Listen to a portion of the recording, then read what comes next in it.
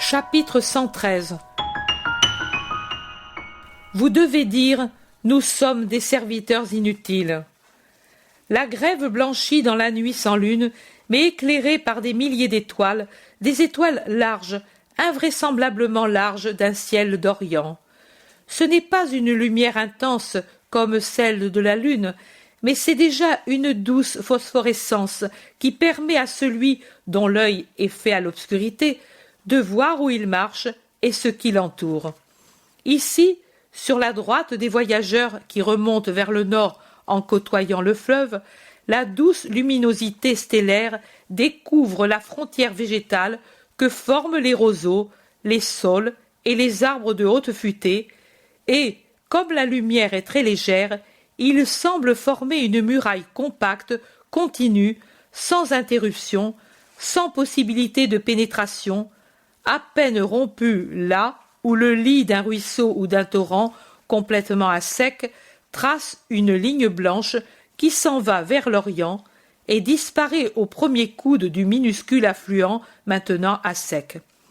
À leur gauche, par contre, les voyageurs discernent le reflet des eaux qui descendent vers la mer morte en murmurant, soupirant, bruissant, tranquilles et sereines. Et entre la ligne brillante des eaux couleur d'indigo, dans la nuit, et la masse noire opaque des herbes, des arbustes et des arbres, la bande claire de la grève, tantôt plus large, tantôt plus étroite, et parfois interrompue par un minuscule étang, reste d'une ancienne crue, avec encore un peu d'eau que le sol peu à peu absorbe, et où il reste des touffes d'herbes encore vertes, alors qu'ailleurs elles se sont desséchées sur la grève certainement brûlante aux heures de soleil. Ces mares, où les touffes de joncs secs qui peuvent blesser les pieds nus dans les sandales, obligent les apôtres à se séparer de temps à autre pour ensuite se réunir en groupe autour du Maître, qui avance de son pas allongé, toujours majestueux, le plus souvent en silence, le regard levé vers les étoiles plutôt que courbé vers le sol. Les apôtres, non, ils ne se taisent pas, ils parlent entre eux, récapitulant les événements de la journée, en tirant des conclusions ou bien en prévoyant les développements futurs. Quelques rares paroles de Jésus, souvent dites pour répondre à une question directe ou pour corriger quelques raisonnements défectueux ou peu charitables, ponctuent le bavardage des 12. Et la marche se poursuit dans la nuit, en rythmant le silence nocturne d'un élément nouveau sur ces rives désertes, les voix humaines et le bruit des pas. Et les rossignols se taisent dans les feuillages, étonnés d'entendre des sons discordants et désagréables qui se mêlent, en la troublant, à l'habituelle rumeur des eaux et des brises, accompagnement habituel de leur solide virtuose. Mais une question directe, qui ne concerne pas le passé mais l'avenir, vient rompre avec la violence d'une révolte, sans parler du ton plus aigu des voix agitées par le dédain ou la colère, la paix non seulement de la nuit, mais celle plus intime des cœurs. Philippe demande s'ils seront à leur maison et dans combien de jours. Un secret besoin de repos, un désir inexprimé, mais sous-entendu d'affection familiale, se trouve dans la simple question de l'apôtre déjà âgé, qui est mari et père en plus qu'apôtre, et qui a des intérêts dont il doit s'occuper.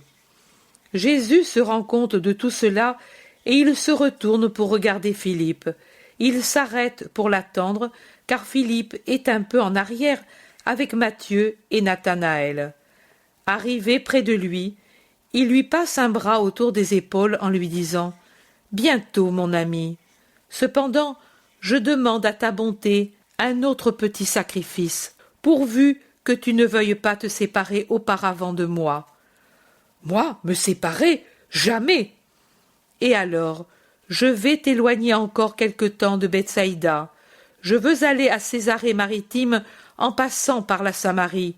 Au retour, nous irons à Nazareth et resteront avec moi ceux qui n'ont pas de famille en Galilée. Puis, après quelque temps, je vous rejoindrai à Capharnaüm. Et là, je vous évangéliserai pour vous rendre encore plus capable. Mais si tu crois que ta présence à Bethsaïda est nécessaire, vas-y, Philippe, nous nous retrouverons là. Non, maître, il est plus nécessaire de rester avec toi, mais tu sais, elle est douce, la maison, et mes filles, je pense que dans l'avenir, je ne les aurai pas beaucoup avec moi, et je voudrais jouir un peu de leur chaste douceur.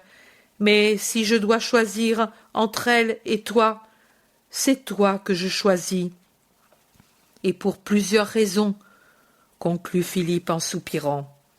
Et tu fais bien, mon ami, car je te serai enlevé avant tes filles. Oh, maître, dit l'apôtre attristé. C'est ainsi, Philippe, termine Jésus en baisant l'apôtre sur les tempes. Judas Iscariote, qui a bougonné entre ses dents depuis que Jésus a parlé de Césarée, élève la voix comme si d'avoir vu le baiser donné à Philippe lui avait fait perdre le contrôle de ses actes, et il dit « Que de choses inutiles! Moi je ne sais vraiment pas quelle nécessité il y a d'aller à Césarée !» Et il le dit avec une impétuosité débordante de fiel. Il semble vouloir sous-entendre « Toi qui y vas, tu es un sot !» Ce n'est pas toi, mais le maître qui doit juger de la nécessité des choses que nous faisons, lui répond Barthélemy. Oui, hein, comme si lui se rendait bien compte des nécessités naturelles. Oh hé, tu es fou ou tu es saint? Sais-tu de qui tu parles? Lui demande Pierre en le secouant par le bras. Je ne suis pas fou, je suis le seul qui ait le cerveau sain, et je sais ce que je dis. Les belles choses que tu dis, prie Dieu qu'il ne te les compte pas. La modestie n'est pas ton fort. On dirait que tu as peur que l'on puisse te reconnaître pour ce que tu es en allant à Césarée, disent ensemble et respectivement Jacques de Zébédée, Simon le Zélote, Thomas et Jude d'Alphée. L'Iscariote répond à ce dernier. Je n'ai pas à craindre, et vous, rien à savoir. Mais je suis là de voir que l'on va d'erreur en erreur et que l'on se ruine. Des heurts avec les sanédristes, disputes avec les pharisiens, il ne manque plus que les Romains. Comment? Mais il n'y a pas de lune, tu étais fou de joie, tu étais plein d'assurance, tu étais tout, car tu avais pour amie Claudia, observe ironiquement Barthélemy, qui, tout en étant le plus intransigeant, est le seul qui, uniquement pour obéir au maître, ne se refuse pas à des contacts avec les Romains. Judas reste un moment silencieux, car la logique de la question ironique est évidente, et, à moins de paraître illogique, il ne peut démentir ce qu'il avait dit auparavant, mais ensuite il se reprend. Ce n'est pas pour les Romains que je dis cela, je veux dire pour les Romains comme ennemis. Elles, car au fond elles ne sont que 4 dames romaines, 5 ou 6 au maximum, ont promis de l'aide et seront fidèles à leurs promesses. Mais c'est parce que cela augmentera la rancœur de ses ennemis, et lui ne le comprend pas, et... Leur rancœur est complète, Judas, et tu le sais comme moi, et encore mieux que moi, dit calmement Jésus, en appuyant sur le mieux. Moi? Que veux-tu dire? Qui sait les choses mieux que toi?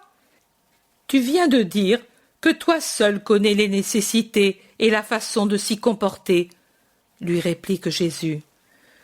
Mais pour les choses naturelles, oui, je dis que tu connais les choses surnaturelles mieux que tous. C'est vrai, mais justement, je te disais que tu connais mieux que moi les choses laides si tu veux, avilissantes si tu veux, naturelles, comme la rancœur de mes ennemis, comme leurs projets. Moi je ne sais rien, je le jure sur mon âme, sur ma mère, sur Yahvé. Assez, il est dit de ne pas jurer, lui intime Jésus avec une sévérité qui semble lui durcir jusqu'aux traits du visage qui s'immobilisent comme ceux d'une statue. Eh bien, je ne vais pas jurer, mais il me sera permis de dire, car je ne suis pas un esclave, qu'il n'est pas nécessaire, qu'il n'est pas utile, qu'il est même dangereux d'aller à Césarée, de parler avec les Romaines. Et qui te dit que cela arrivera? Demande Jésus. Qui? Mais tout. Tu as besoin de t'assurer d'une chose. Tu es sur les traces d'une. Il s'arrête, comprenant que la colère le fait trop parler. Puis il reprend. Et moi je te dis que tu devrais aussi penser à nos intérêts. Tu nous as tout enlevé. Maison, gain, affection, tranquillité. Nous sommes des persécutés pour ta cause, et nous le serons aussi par la suite, parce que toi, tu le dis sur tous les tons. Un beau jour tu t'en iras, mais nous restons, mais nous resterons ruinés, mais nous... Tu ne seras pas persécuté lorsque je ne serai plus parmi vous.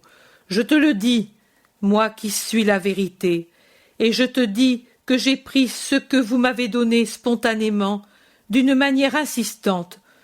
Tu ne peux donc pas m'accuser de vous avoir enlevé d'autorité un seul de vos cheveux qui tombe quand vous les peignez. Pourquoi m'accuses-tu? Jésus est déjà moins sévère. Il est maintenant d'une tristesse qui veut ramener avec douceur à la raison, et je crois que la miséricorde qu'il montre, si pleine, si divine, est un frein pour les autres qui ne l'auraient pas, assurément pour le coupable. Judas lui-même s'en rend compte, et dans un de ces brusques revirements de son âme sollicité par deux forces contraires, il se jette à terre, se frappant la tête et la poitrine et criant « Parce que je suis un démon, sauve-moi, maître, comme tu sauves tant de possédés, sauve-moi, sauve-moi !» Que ne soit pas inerte ta volonté d'être sauvé. Elle existe, tu le vois, je veux être sauvé. Par moi. Tu exiges que je fasse tout, mais je suis Dieu, et je respecte ton libre arbitre. Je te donnerai la force pour arriver à vouloir, mais vouloir n'être pas esclave, cela doit venir de toi. Je le veux, mais ne va pas, Césarée, n'y va pas. Écoute-moi, comme tu as écouté Jean quand tu voulais aller à Accord. Nous avons tous les mêmes droits, nous te servons tous de la même manière. Tu es obligé de nous satisfaire à cause de ce que nous faisons. Traite-moi comme Jean, je le veux. Quelle différence y a-t-il entre lui et moi? Il y a l'esprit. Mon frère n'aurait jamais parlé comme tu parles. Mon frère ne... Silence, Jacques, c'est moi qui parle et à tous. Et toi, lève-toi et comporte-toi en homme, comme moi je te traite, non comme un esclave qui gémit aux pieds de son maître. Sois homme, puisque tu tiens tant à être traité comme Jean, qui, en vérité, est plus qu'un homme, parce qu'il est chaste et qu'il est saturé de charité. Allons, il est tard, et je veux passer le fleuve à l'aube. C'est à cette heure que les pêcheurs rentrent, ayant retiré les nasses, et il est facile de trouver une embarcation. La lune, en ces derniers jours, lève toujours plus haut son fin croissant. Nous pouvons, grâce à sa plus grande lumière, aller plus vite. Écoutez, en vérité, je vous dis que personne ne doit se vanter de faire son propre devoir et exiger pour cela, qui est un devoir, des faveurs spéciales. Judas a rappelé que vous m'avez tout donné, et il m'a dit qu'en retour, j'ai le devoir de vous satisfaire pour ce que vous faites. Mais rendez-vous un peu compte, parmi vous, il y a des pêcheurs, des propriétaires terriens, plus d'un qui possède un atelier, et le zélote qui avait un serviteur. Eh bien, quand les garçons de la barque ou les hommes qui, comme serviteurs, vous aidaient à l'oliveraie, à la vigne ou dans les champs, ou les apprentis de l'atelier, ou simplement le serviteur fidèle qui s'occupait de la maison ou de la table, avaient fini leur travail, vous mettiez-vous par hasard à les servir? Et n'en est-il pas ainsi dans toutes les maisons et toutes les affaires? Quel homme, ayant un serviteur qui laboure ou qui fait paître, ou un ouvrier à l'atelier lui dit quand il a fini le travail « Va tout de suite à table », personne, mais soit qu'il revienne des champs, soit qu'il ait déposé ses outils, tout patron dit « Fais-moi à manger », Mets-toi en tenue et, avec des vêtements propres, sers-moi pendant que je mange et bois. Après, tu mangeras et boiras. Et on ne peut pas dire que cela soit du retrait de cœur. En effet, le serviteur doit servir son maître, et le maître ne lui a pas d'obligation, parce que le serviteur a fait ce que son maître au matin lui avait commandé. En effet, si le maître a le devoir d'être humain avec son propre serviteur, le serviteur a aussi le devoir de ne pas être paresseux et dissipateur, mais de coopérer au bien-être de celui qui l'habille et le nourrit. Supporteriez-vous que vos mousses, vos ouvriers agricoles ou autres, votre domestique, vous disent « Sers-moi, puisque j'ai travaillé ». Je ne crois pas. De même, vous, en regardant ce que vous avez fait et ce que vous faites pour moi, et dans l'avenir, en regardant ce que vous ferez pour continuer mon œuvre et continuer à servir votre maître, vous devez toujours dire, parce que vous verrez aussi que vous avez toujours fait beaucoup moins que ce qu'il était juste de faire pour être au pair avec tout ce que vous avez eu de Dieu, nous sommes des serviteurs inutiles, car nous n'avons fait que notre devoir. Si vous raisonnez ainsi, vous ne sentirez plus de prétention ni de mécontentement s'élever en vous, et vous agirez avec justice. Jésus se tait. Tous réfléchissent. Pierre donne un coup de coude à Jean qui réfléchit en tenant ses yeux bleu clair fixés sur les eaux, qui, de la couleur indigo, passent à l'argent azuré sous les rayons de la lune. Et il lui dit « Demande-lui quand quelqu'un fait plus que son devoir. Moi, je voudrais arriver à faire plus que mon devoir. » « Moi aussi, Simon, je pensais justement à cela, lui répond Jean, avec son beau sourire sur les lèvres, et il demande à haute voix « Maître, dis-moi, l'homme, ton serviteur, ne pourra-t-il jamais faire plus que son devoir pour te dire avec ce plus qu'il t'aime complètement ?» Enfant, Dieu t'a tant donné qu'en toute justice, ton héroïsme serait toujours peu. Mais le Seigneur est si bon qu'il ne mesure pas ce que vous lui donnez avec sa mesure infinie, mais qu'il le mesure avec la mesure limitée de la capacité humaine. Et quand il voit que vous avez donné sans parcimonie, avec une mesure comble, débordante, généreuse, alors il dit « Ce serviteur m'a donné plus que son devoir ne lui imposait.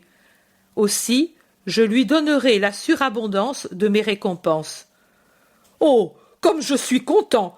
Moi alors, je te donnerai une mesure débordante pour avoir cette surabondance, s'écrie Pierre. Oui, tu me la donneras, vous me la donnerez. Tout homme aimant la vérité, la lumière, me la donnera. Et ils seront avec moi surnaturellement heureux.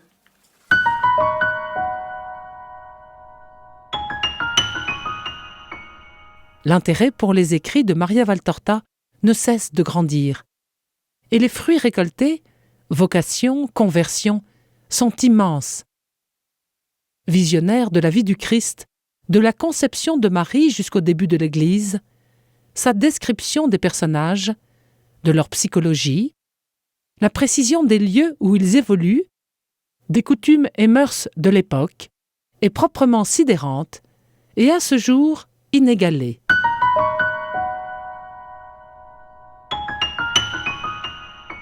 www.associationmariavaltorta.fr